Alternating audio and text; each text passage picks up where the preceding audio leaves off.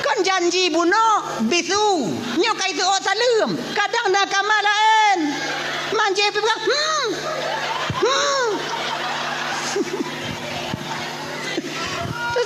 lagenyan getulak pintu oleh sabit laju jaro sira urang inong gesambut jaro sabit dari dalam lako na makin terkepak ai di mumet malahnya janji lumpuh.